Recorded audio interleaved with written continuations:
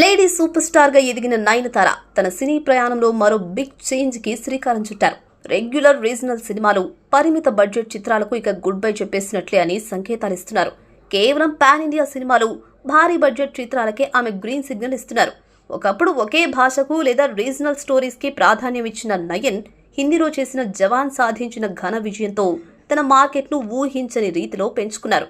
ఇప్పుడు కేవలం 5 భాషల్లో ఒకేసారి విడుదలయ్యే దమ్మున్న కథలను, 100 కోట్ల బడ్జెట్ ఉన్న చిత్రాలని తన క్యాలెండర్లో లాక్ చేస్తున్నారు.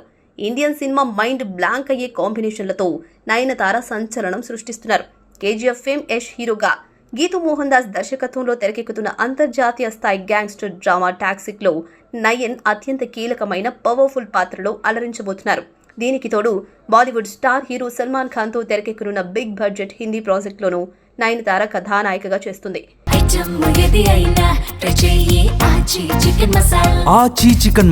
ఈ ప్రాజెక్ట్ టాలీవుడ్ డైరెక్టర్ వంశీ పైడిపల్లి తెరకెక్కిస్తుండగా దిల్ రాజు నిర్మిస్తున్నాడు.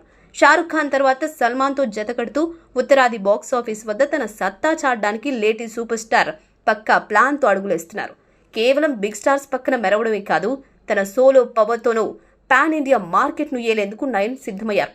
ఇందులో భాగంగా రాబోతున్న లేటెస్ట్ యాక్షన్ విజువల్ స్పెక్టాకిల్ రక్కయి పూర్తి స్థాయి పీరియాడిక్ యాక్షన్ నేపథ్యంలో తెరకెక్కుతున్న ఈ మూవీ టీజర్ కి నెటిజన్లు ఫిదా అయ్యారు. రక్కయిలో నయన్ చేస్తున్న ఊరమాస యాక్షన్ అవతార్ సౌత్ ఇండస్ట్రీలోనే సంచలనంగా మారింది. దీంతో పాటు విభిన్నమైన కాన్సెప్ట్ తో రూపుదిద్దుకుంటున్న హాయ్ ప్రాజెక్ట్ కూడా ఇండియన్ వైడ్ ఆడియన్స్ ను టార్గెట్ చేస్తుంది. లేడీ ఓరియంటెడ్ చిత్రాలకు కూడా పాన్ ఇండియా రేంజ్ బిజినెస్ తీసుకురావడం ఒక్క నయనతారకే సాధ్యమవుతుంది.